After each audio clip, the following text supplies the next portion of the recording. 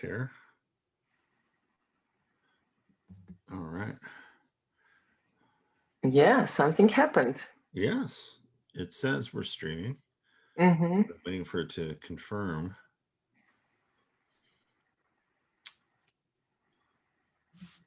That it's happening. I have to confirm something? No. Okay, you do the confirmation. You just relax. I already confirmed with being here. All right, let's see if we're actually.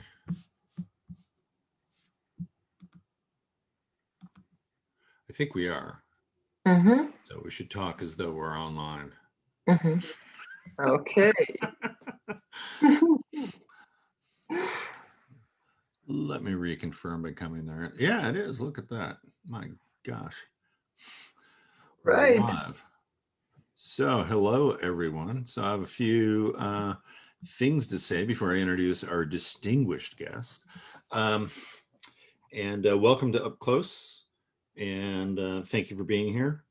And again, I'll be trying to monitor the chat. Thank you, Denny, for acknowledging the fact that we are online. All right, Denny. So, anyway, so this is welcome to Unexpected Productions. I'm the artistic director, Randy Dixon, and today I'm going to be talking to Maja Dekleva, and we're going to talk all things improv and maybe other stuff because we've known each other a very long time. So that's cool. But before we jump into the conversation, I do have a few announcements. One is, hopefully you enjoy the conversation. And if you do so and would like to donate money to Unexpected Productions, please do so through our webpage. Also, we're offering our newest quarter of classes is about to start. And we are also doing shows, and some of those shows are happening live in the theater. Most of them are also available online, so you can find out about classes, shows, all the rest of that at unexpectedproductions.org. So I'll probably make that announcement again at the end, but that gets that out of the way. And so, so Maja. Yeah, I'm here. Welcome, and thank you so much for doing this. And Maja, by the way, is in Ljubljana, Slovenia.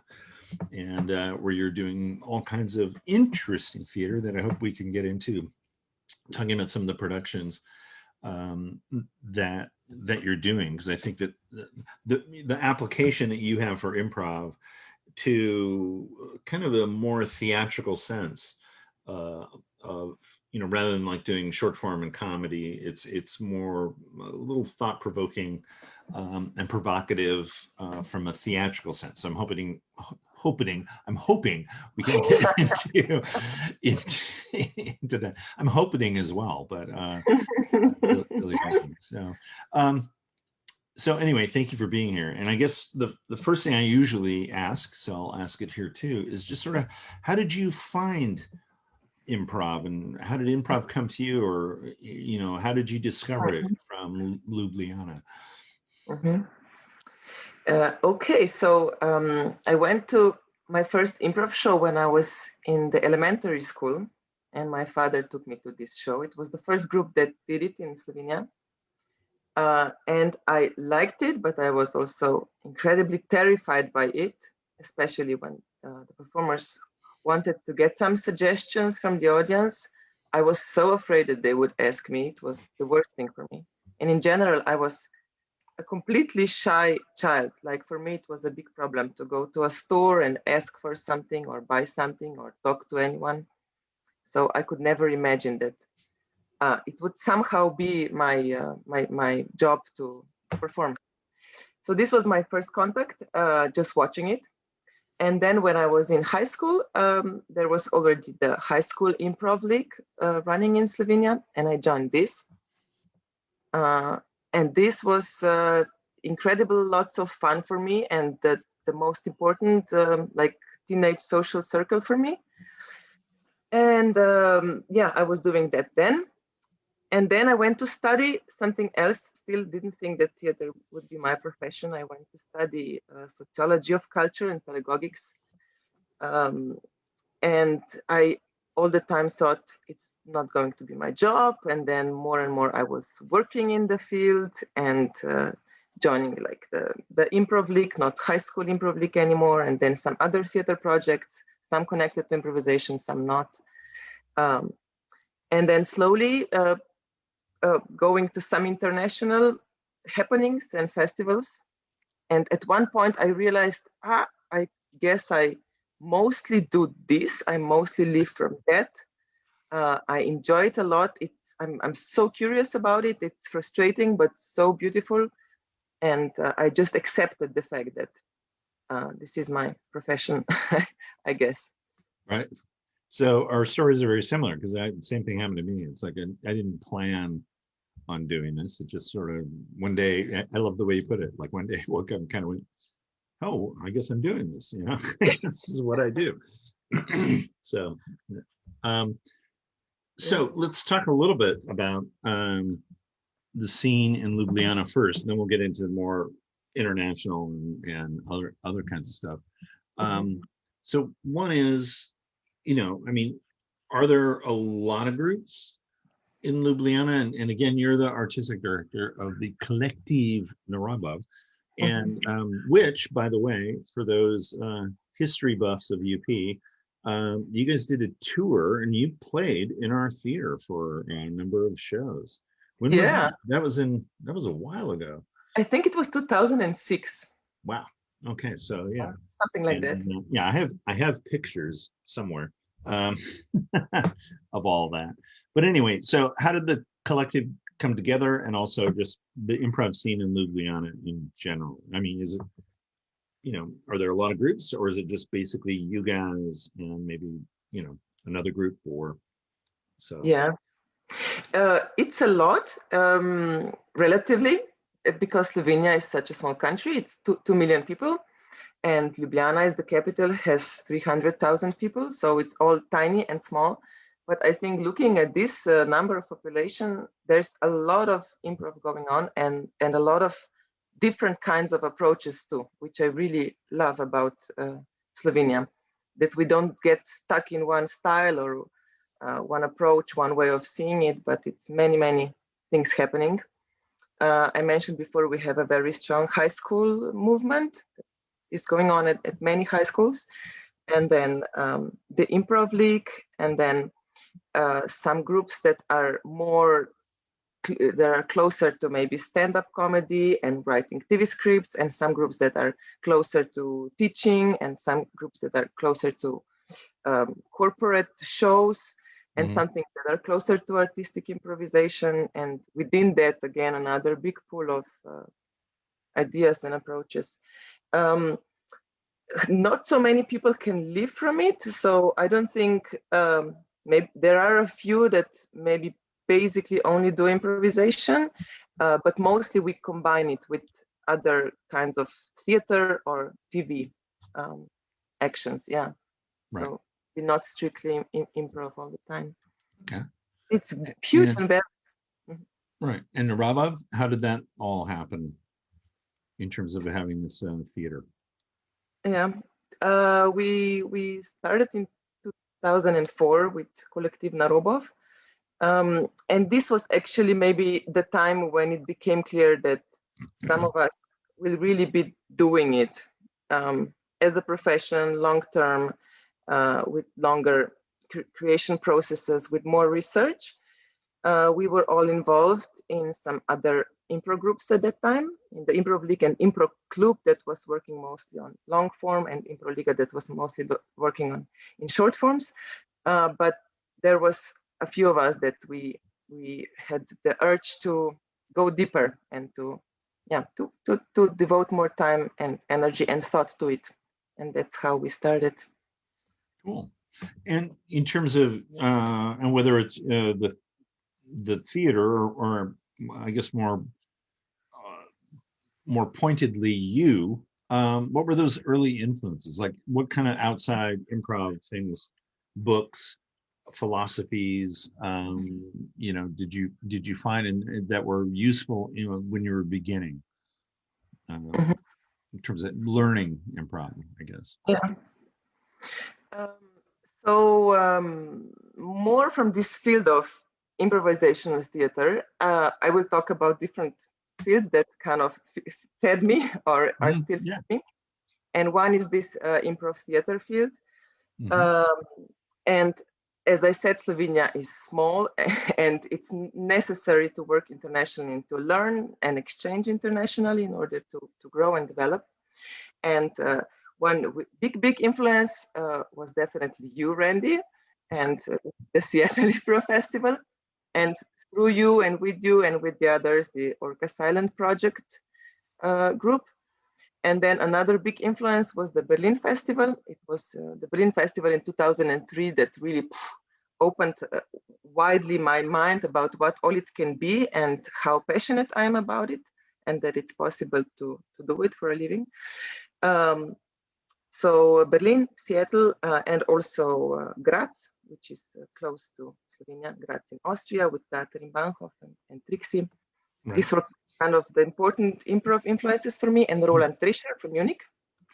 But then from other fields, one thing that is still very present is, as I said, I did not study this, but studied sociology of culture. So, and also the other members of Narobov, they were mostly from humanistic studies. So this is one big influence for us. And I think it had to do a lot with how our shows developed in terms of approaching social topics and also being interested in the philosophy of improvisation and even the politics of improvisation.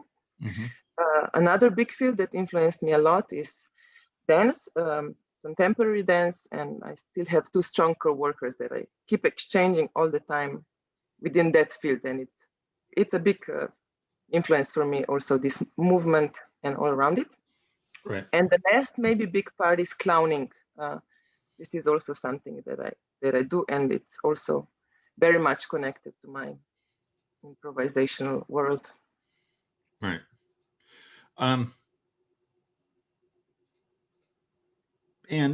in what ways have you found that bridge between, say, because a lot of what you're talking about, and one of the things I know you and I have spent a lot of time talking about, are sort of performance influences that are not about improv. So it's not, Johnstone or Chicago or anything, but this idea of like dance or other kinds of theatrical styles. Is there for you, what's the bridge? So like, let's take dance, for instance, and the colleagues who are involved in dance. How are you guys incorporating that into your improvisational work specifically? Okay.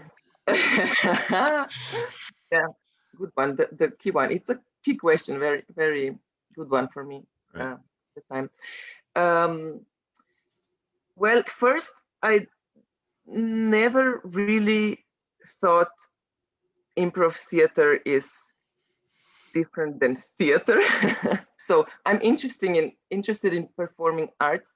What I'm especially interested in here is the contact. So be it the contact between performers or the contact between the performers and the audience. Another big topic is space, and with that I mean physical space and physical contact. And also just creation in its essence. So in that sense, I did not differ so much, this is improv theater, this is improvised dance, this is improvised music.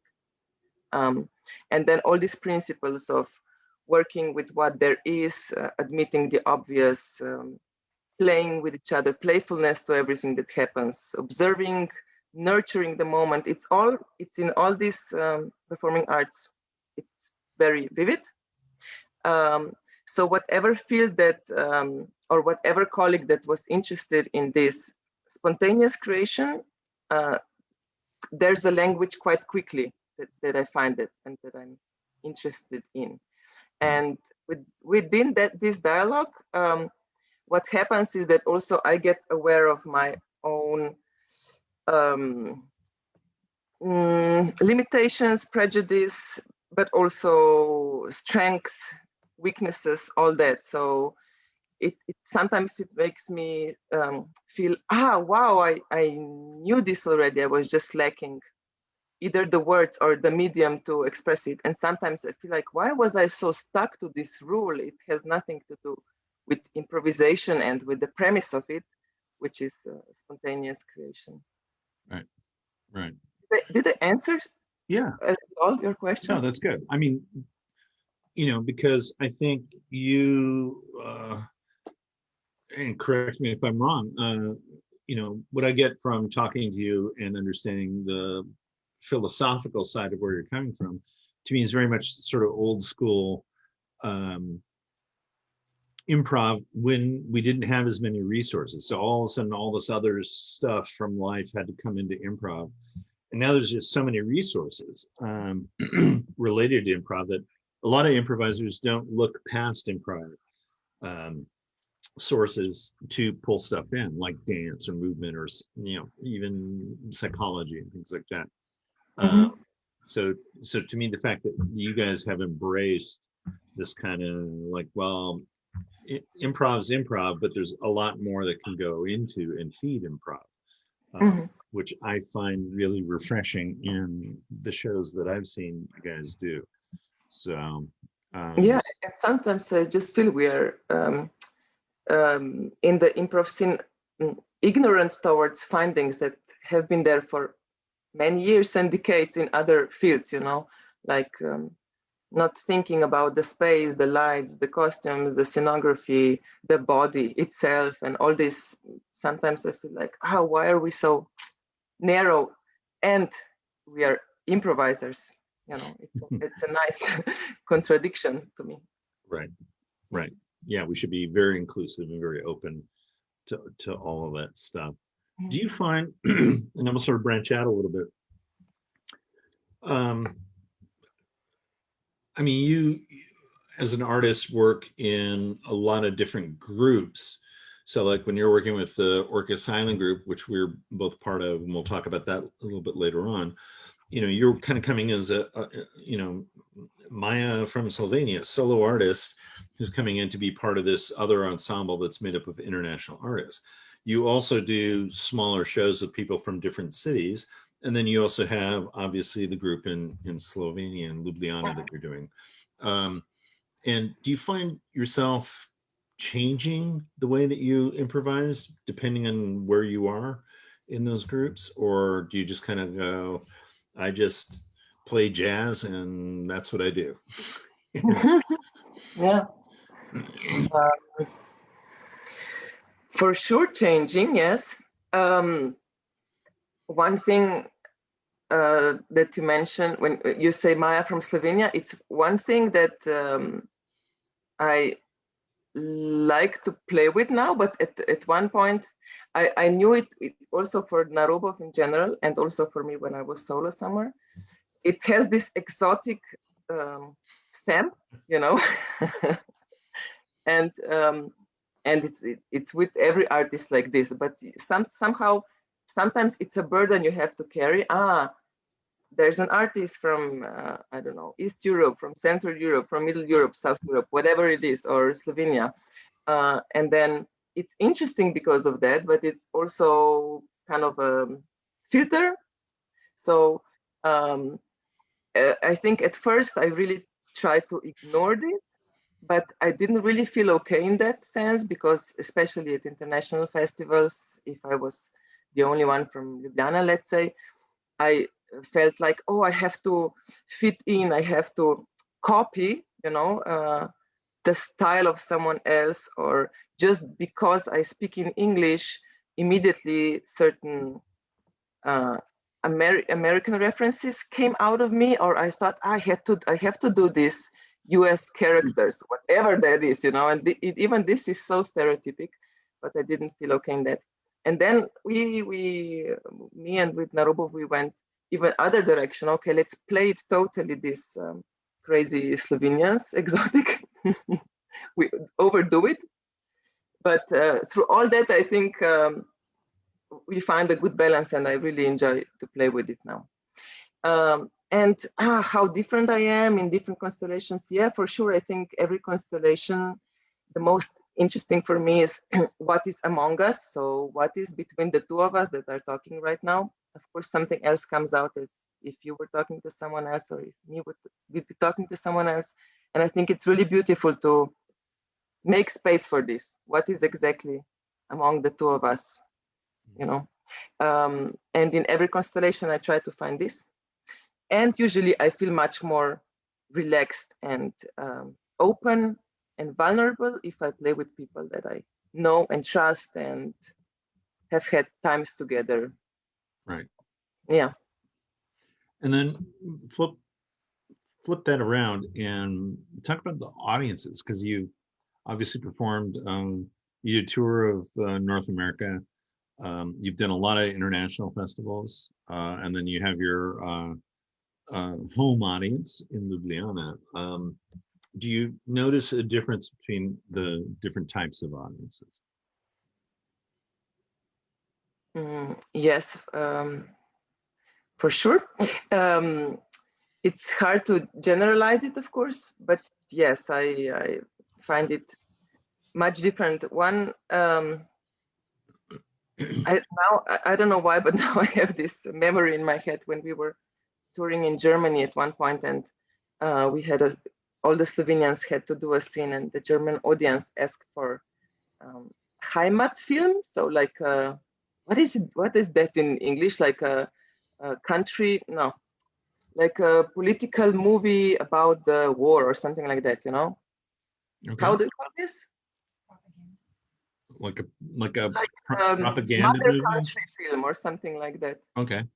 To praise the country. Yeah, so like a propagandist sort of Okay. promoting a certain message that may or may not be true about the country or the political situation. And to express the love for your country. And they said, what is a typical Slovenian movie like that?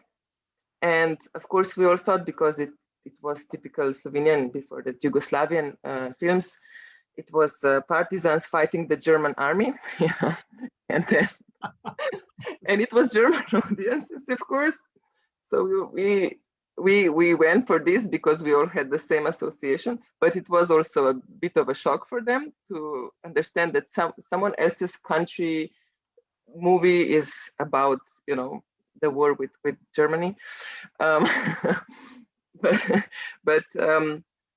it's beautiful to have this contact between these two cultural worlds. So yeah, I was always for it to go for that, not to be too shy and polite in that sense, but to go for it and see what happens. Right. But yeah, audiences, I don't know, in Germany they always say Zugabe at the end. They want it more. They don't do it in Slovenia. Do they do it in the US? I don't think so. Yeah, they're thinking, where did I park the car? I mean, yeah, that kind of stuff. So in Slovenia, for example, the audience in Slovenia is so happy whenever there's someone from abroad and they can handle all the different languages and love it. Oh, this guy is speaking French, this one is speaking English. Oh, there's someone speaking Turkish and so on, no problem. And then in some other countries, I know it can be a big problem if there's too much of not native language on stage. Right. Yeah, and I've definitely felt that from the Slovenian audiences when I've had the fortunate opportunity of being there and performing. And leading into that, you also, one of your many roles is producing the Naked Stage, which is a festival in Ljubljana, and kind of improvisation centered, but not necessarily just about improvisation. And I'm just kind of interested in sort of what inspired you, or how that came about, or and sort of what was the background philosophy behind it. Like, we're going to do a festival that's about this. You know, what's the this, I guess, that inspired you? Because I know it's a lot of work, producing festivals, and having been to the Naked Stage, it's awesome. It's great. So thank you for doing it. But I'm curious as to like how that germ of an idea started.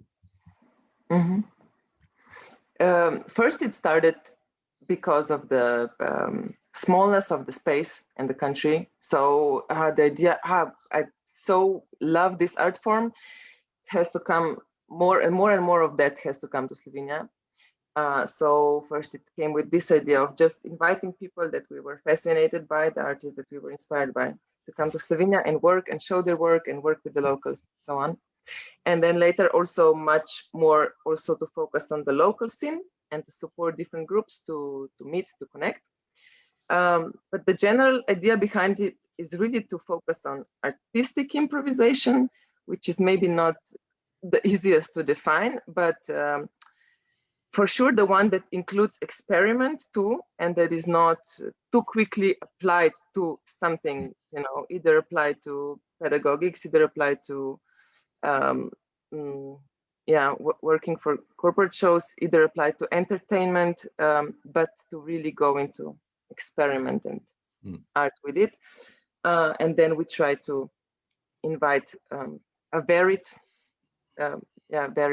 cast.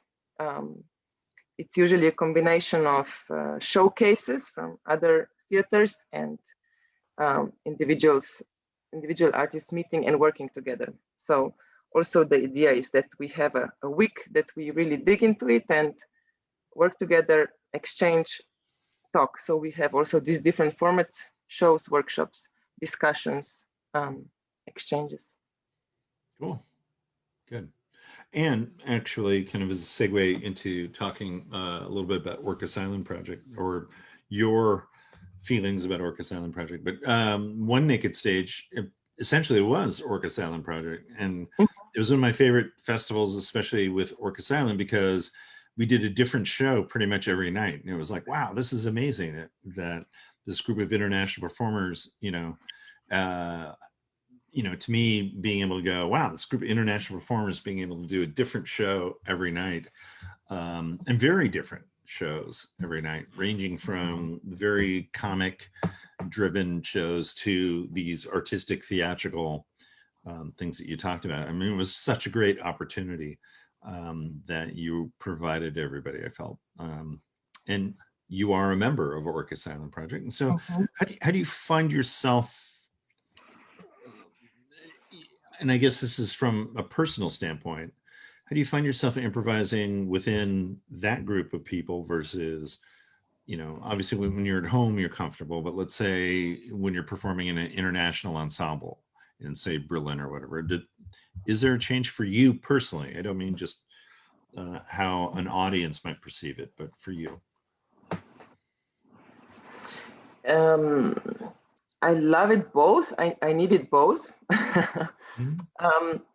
And then maybe to look more into the Orcas Island Project, what I love about it is that it's an international group, but the way it was designed and it's working, and the way you approached it and the way we all made something out of it is very much that each of these styles and voices and approaches is heard and can be there, and then whatever happens is very much not like glance. Now I'm lacking words.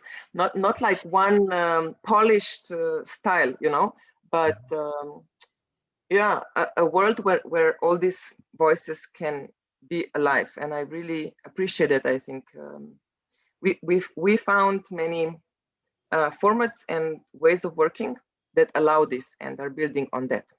So this is something I sometimes miss in international casts, that very soon you have to adapt to a certain style in order to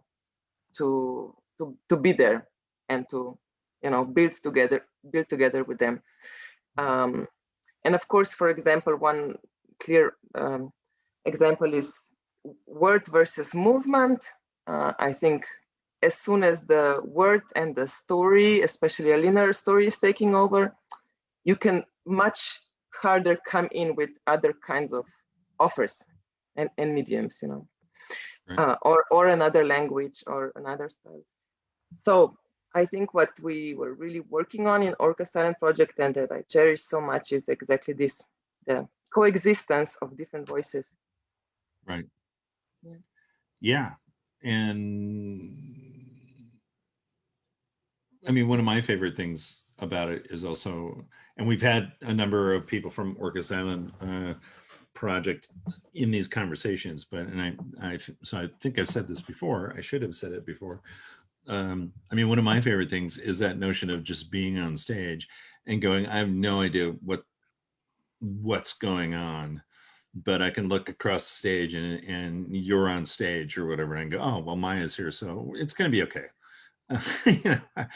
You know, it'll find its thing. And with so many people well, pretty much all of Orcas Island Project, that's kind of how I feel. It's like, oh, if I look across the, you know, to my scene partner and go, oh, it's this person, I'm okay. Yeah. And that's not always the case, right? Sometimes you find yourselves in the festival shows and when you're kind of like, I'm not sure what's, can I, you know, can I really trust this person? I mean, I like to, but, and often will, but sometimes the mistakes are made. So. Yeah, that's for sure. I mean, it's top performers and mature ones too. So there's both stability and also the curiosity and the willingness to risk. So these both I really appreciate. Right. And also we are getting old. But, says who I think you're the youngest member in the group, actually. So. Am I? No, but what I wanted to say is that I really like this, especially in improvisational performers. The older, the better. I mean, this maturity and the experience of life, this is beautiful to watch, because what is there is this performer with their own personal stuff, you know, and I want to see this and drink from that, not someone who is just trying to be skillfully good and you know, to make it right and correct and it's perfect in the skill, but without the content and the maturity, I'm missing something. Yeah, there's a certain ingredient that when you, as you get older, I guess, we discover, and I go back to, and I will sometimes address this in class, but I really need to find this article again, or this interview again, because I can't remember who said it, but it was a dancer, kind of bringing back dance, an older dancer. And she said, you know, the problem with dance is once you kind of are skilled and experienced enough, you're too old to dance. And then, so there are all these dancers with all this knowledge, you know, and some of them become obviously choreographers and whatnot, but in a way, I feel kind of a similar way with improvisation. You spend all this time learning the craft and doing it, and then by the time you're getting there, in a way, you're not pushed out of the side. It's not like you can't improvise, but it's that same kind of thing of like, let's embrace the experience and the age, I guess, for lack of a better term. So so as a teacher, and you do a lot of teaching as well, and they've done a lot of teaching at festivals, as well as, I assume, doing a lot of teaching in Ljubljana as well. Are there 2 or 3 things that you kind of go, these are the key components that I would like to get across? Here's 2 philosophical points. If my students leave with that, I'll be happy.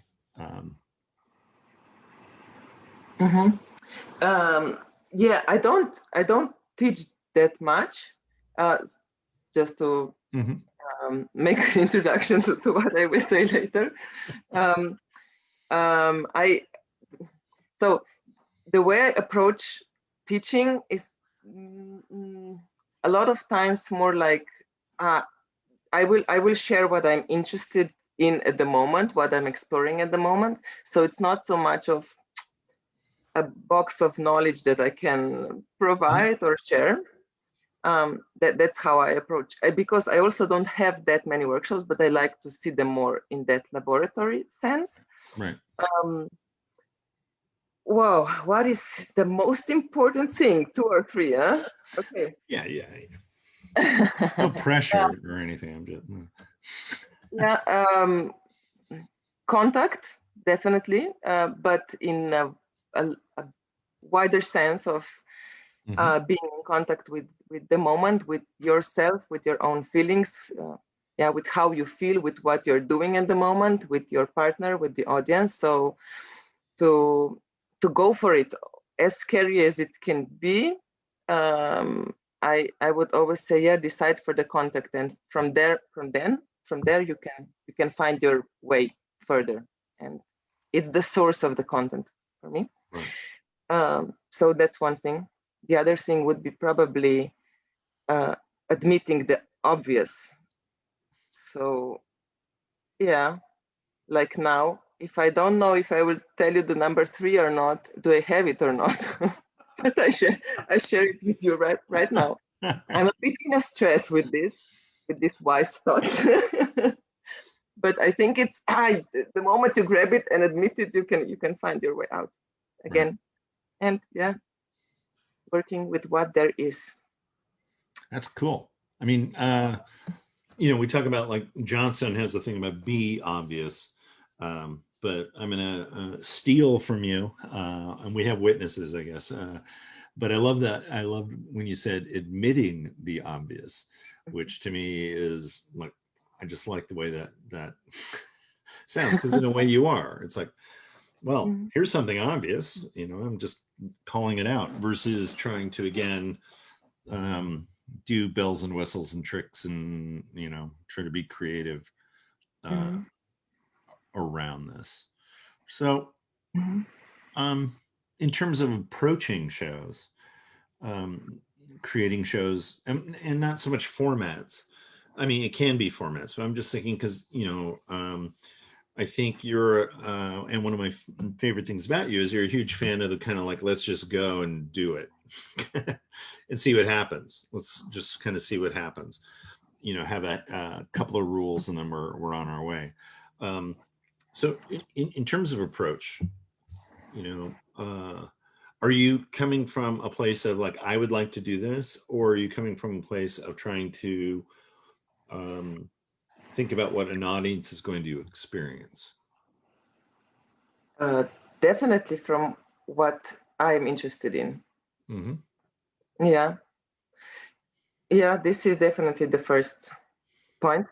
And this, what I'm interested in, is connected to how I perceive the world. So it is, of course, deeply connected to society and other people.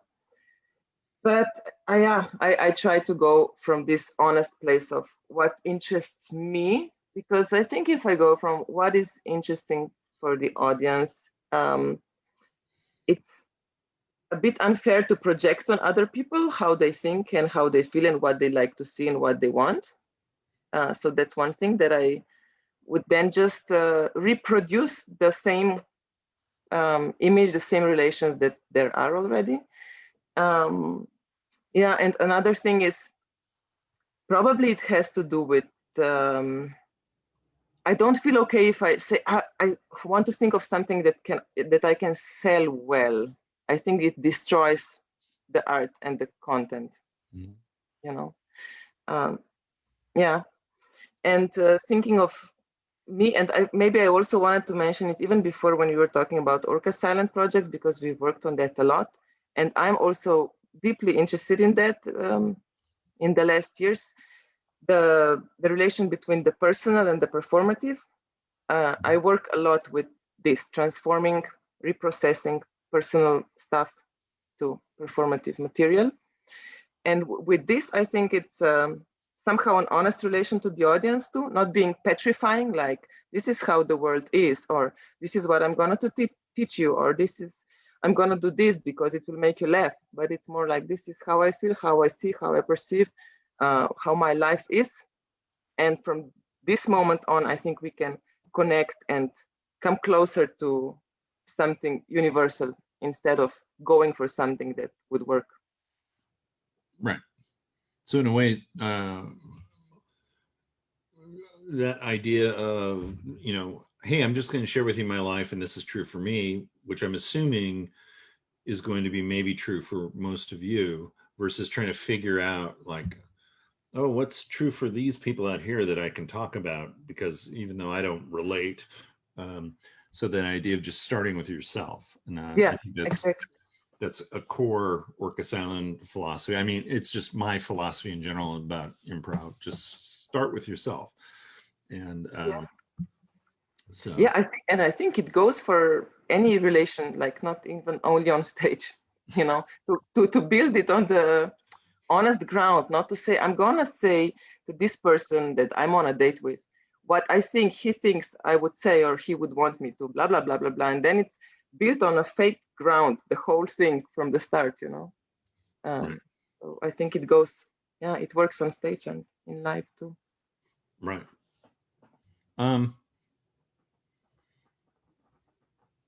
So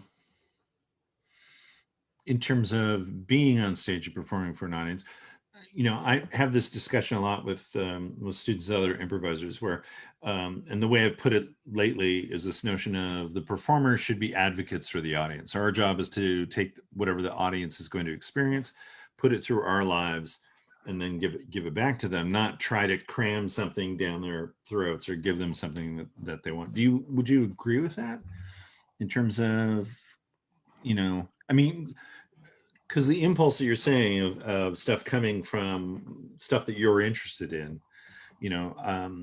I have a philosophy about long form, well, all forms, about like, what do I want the audience to experience? But it's what do I want the audience to experience, right? Mhm. So there's the I there, that's definitely present, which I think correlates a little bit to this idea of what I'm interested in and how do I want the audience to experience that. So the role of the audience, I guess, is what I would say to you, because and I know, having seen some of your work and love all of it, but there's definitely some work where I would love it, and there are probably a lot of people who are like, what are they doing? Which I think you and I have in common. Great thing where we'll watch lots of stuff that everyone else will kind of go, what's going on?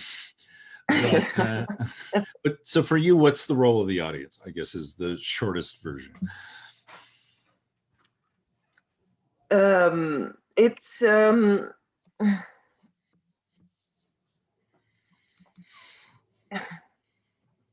it's a temporary community that is established in the theater with the audience and the performers that co-creates the event. And of course, the performers have a bigger responsibility and also the knowledge to work in this specific medium on stage. So there's more responsibility on their side.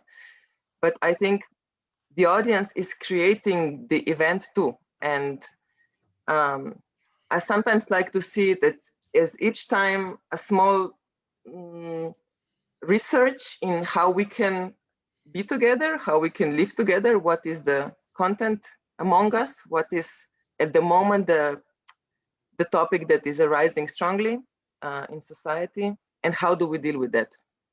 Right. And this is the beauty for me of improvisation in general, to have this option to have a little research every time, and each audience member that is there feels that the show would be different if they would not be there. So for sure, co-creating the event of all of us in this temporary community. Right. So being there in the moment is very important in terms of yes. as an audience member or as a performer. Mm-hmm. So cool.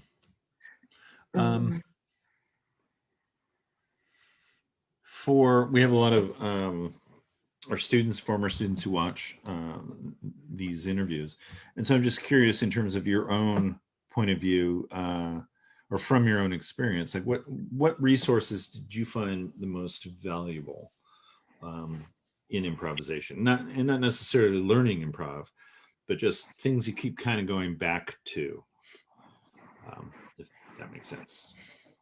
You mean like certain ideas or principles of Ideas, principles, could be a book, could be a resource, could be something that because I find myself always going back to certain touchstones that I keep kind of going back to and kind of going, well, that, you know, that's the one I keep going back to. And there are a lot of resources and things that I don't.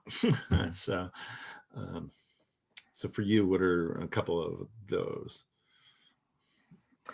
A lot of observing, listening, following. Yeah, a lot of this. So trying to have each action that comes, even if it's a very strong initiative, that it is already a response to something. Just yesterday, when I was in a studio with a friend, and we were improvising, just the two of us, and he comes from this dance field. He said something that really resonated with me, which was the listening is actually what we are listening to as audience members. So yeah, the beauty of that each discovery that you make is a response to something, and this is beautiful to watch as audience or as a performer. So to really see, where did this come from? It was already here, and just a little bubble opened, and it's seen to all of us, or we can feel it stronger. So yeah, a lot of this listening and being the catalyzer of the moment. So what is in the room already, but you just open it and you have it there. Cool. This is a good reminder for me, because I also work a lot as a director, and then this directing mind kicks in. This is sometimes problematic for me when I'm then a performer on stage, because I'm too fast with ideas and this and this and this and that, and this is how it should be, and a little bit of this controlling. Right. So I like to keep going back to listening and responding. Great. And kind of a follow-up question, and this is very unexpected productions serving, but you're a person who's been to a number of our festivals here in Seattle that we've done, and I'm just curious, as a little piece of research, in terms of, like, you know, what do you still think about from any of the festivals that you attended? And again, for those who are not familiar with it, normally once a year, third week in June normally, which is our company anniversary, we have an international festival where we have we build an international ensemble, of which are made up of people like Maja, who come together, sometimes strangers, sometimes they know each other from other parts of the world, and sometimes they know each other simply because they've come to the festival before. And we work for a week on a theme. And we bring in teachers, usually people outside improv, to come in and teach improvisers for a week, and we do shows around the theme and things like that. So that's just what the festival, or what I'm talking about. So I'm just curious, because you've done a number of them. You know, what sticks with you? You said it a lot, and I can just say that it was so great for me, and I wish I can come back one day. I learned so much from it, and one thing is that you already mentioned is that you invite people from other fields. So as I remember, we usually would work for 2 or 3 days with one artist teacher, and 2 or 3 days with another, and then with Randy, with you at the end, which also worked nicely, because you beautifully translated their work, their approaches to the world we know and use and play with, and then we can enrich it with this other knowledge. It's been a lot of work, which I really enjoy. So it's not so much the idea of we workshop for 3 hours a day and then we party all day. Although there's nothing wrong with the party, it's great. But I really like this studying approach. I got a lot from it.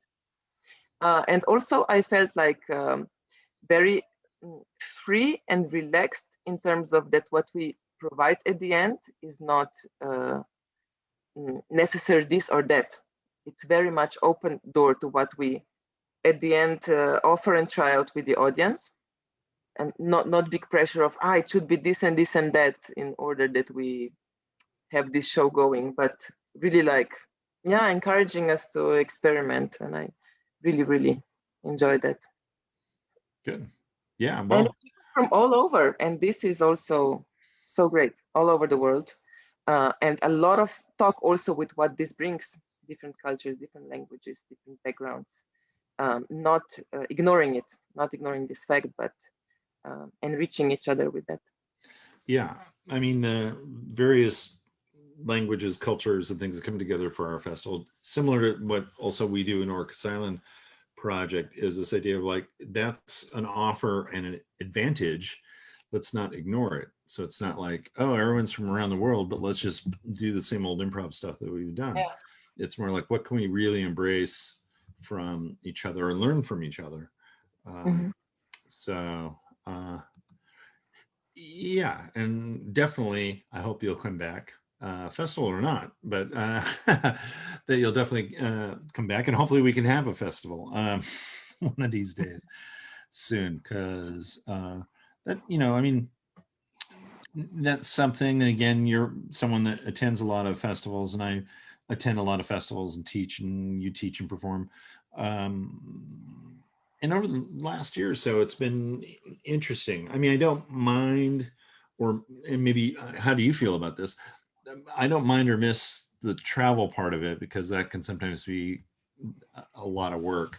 But I do miss the thing that you were talking about at the end, the kind of coming together and the creating the community for a week or a weekend or however long the festival is. Do you feel the same way? Do you kind of like? Oh, I miss the travel too, Randy. I really do. I agree, it's work and it's time away from home and it's long days, but for you even more, I think that I try to have the shorter periods that I'm away from home, but I miss it so much. I feel like when I'm all the time alone and stuck with this family situation too all the time, and homeschooling and cleaning and cooking and tralala, and thinking about will we ever work again in a theater and so on, I don't get inspiration at all. It's really, at one point it was clear for me that even if I went 50 meters away from the house, it was even better. The idea started coming, not to mention the other part of the town, woo, or, I miss it a lot, the traveling too. And I miss physical contact, and I miss, contact and relations in general. And I know many things can be done like this as we do now. And I get it that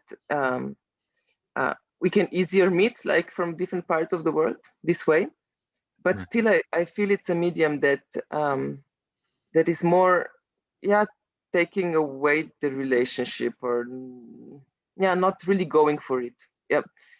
For some people it's easier to say, it's a meeting, and then you're a bit annoyed by these people, but then you just click leave meeting and it's over, and you don't have to drink coffee with them drive a car later. But I feel, but it's in this that things happen, not just in this separate part that you decide to see or show.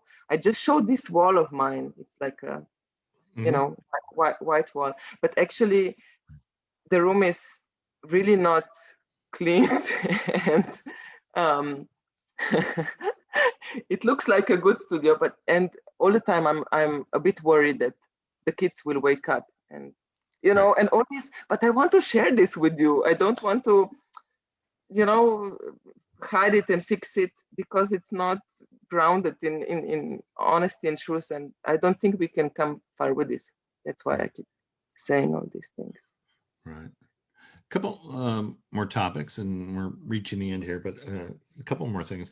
One is I wanted to briefly talk about, because you've also been involved in these European Union projects where you have multiple improv theater companies and improv artists who are coming together to work on projects. The last one was Our Lives, right? Is that the last one?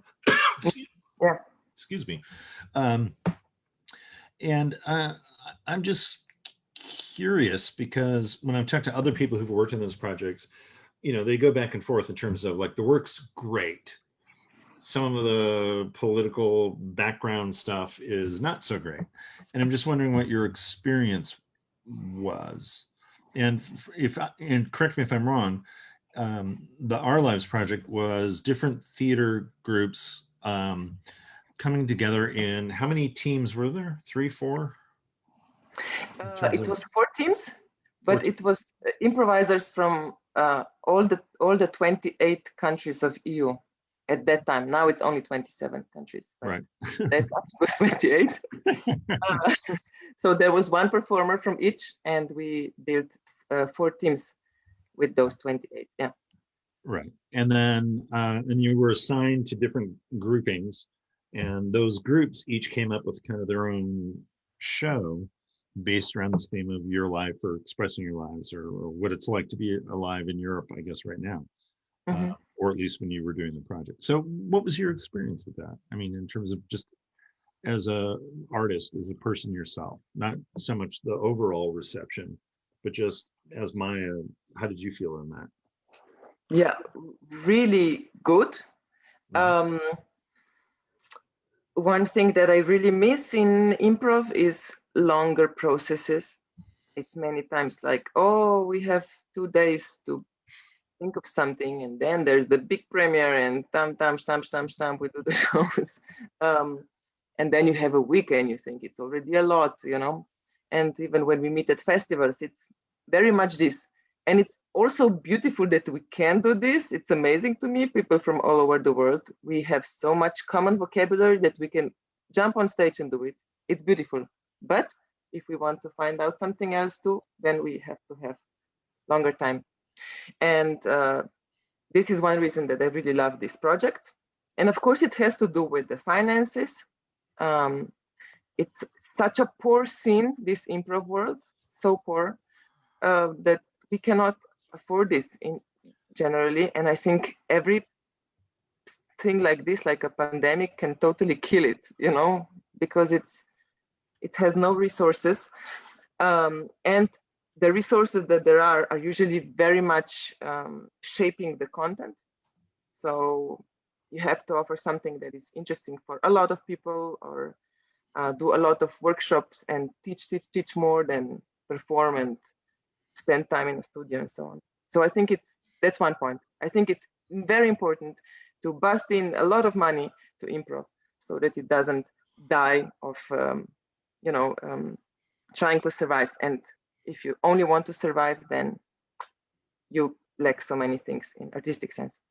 Right. So that's one thing, money and politics and improv. The other thing is longer processes.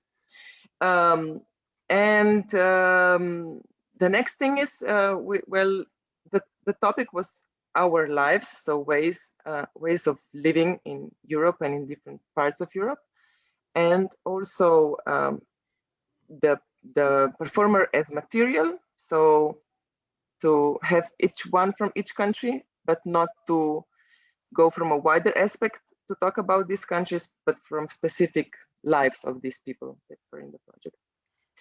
And in the group that I was in, I really enjoyed to have a very varied team, also in terms of cultural and also political backgrounds. And I love to work with that. And we had this topic of how we can be together and coexist and co-create. So we said whatever happens in our team off stage, how we use it all the time for the topic on stage.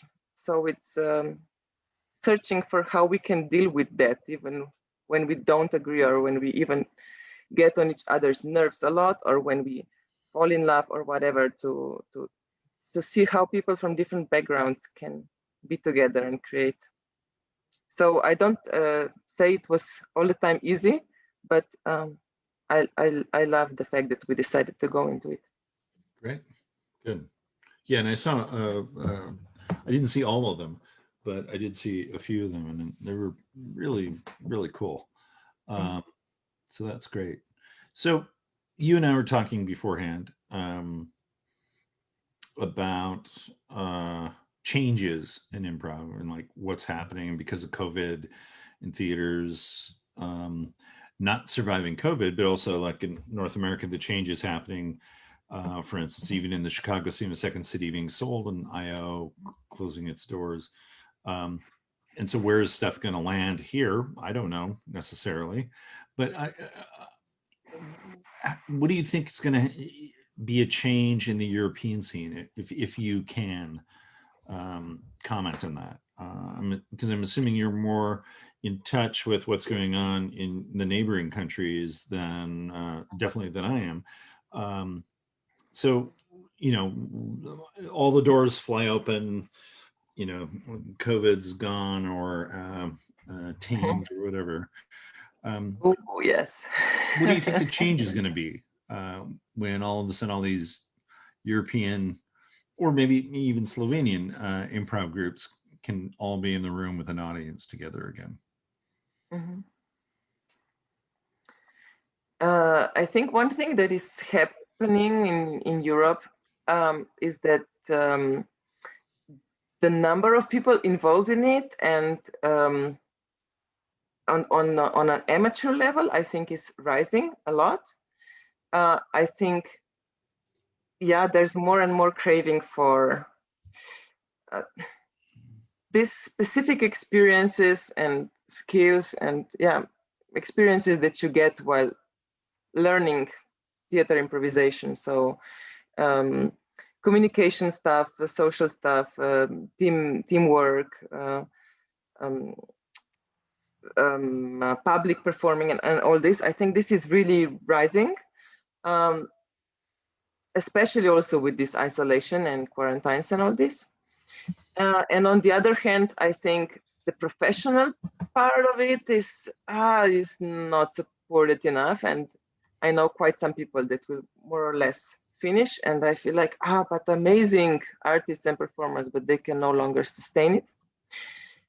So I think what's happening a little bit also on the level of the festivals, it's more and more of a lot of people that are willing to pay for workshops or pay to play the shows and hang out and you know, get social and have fun and get something else than you get every day in your office, which is not the nicest life. But I think it's less and less the place that supports artists that would work on it constantly, regularly, with time, with the daring to be experimental. I think that's what's happening. But on a wider level, after COVID, I have no idea. Sometimes I have these dreams that it will really be less theater than it is now, and that we have sustained this as like a bizarre thing we do. We meet in garages, like 3 people performing, 7 people watching, and then, you know, we have these intimate events going on and not letting it go. But that's more apocalyptic thinking. Well, we can dream big, right? I mean, one would think that hopefully after all of this COVID and whatnot, that it's a great opportunity to reinvent as well as, you know, and to recreate or do something, not even recreate, create something new. You know, otherwise, wow, what a hassle to go through just to have things stay the same. And I think here in North America, there's definitely, at least the scene I'm familiar with, there's a lot of kind of new stuff going on, which is like, well, that's unusual. So how's that going to land? So it'll be interesting to see what happens in Europe. Okay. So I have one final question, is in 2 parts. I don't want you to overthink it. Yeah, I hope it's not too much of a like, this is the most important question. The answer should be the wisest thing you said today. Right. What's the wisest piece of, I know. It's kind of like that, but okay. That's what I'm saying. Don't overthink it. First thing that pops into your head. And I've asked this of a couple of our earlier interviewees, not all of them, but I'm curious from your standpoint. You know, what's one thing that you wish would change about improv Okay, doesn't have to be the ultimate change, but just off the top of your head. And two, what's the one thing that you hope never changes about improv?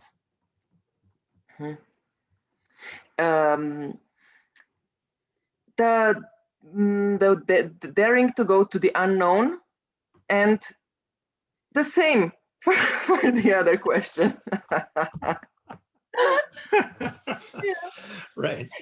Randy, I also have this feeling that improvisation is all the time training us for dealing with the unknown, and the ultimate of that is death.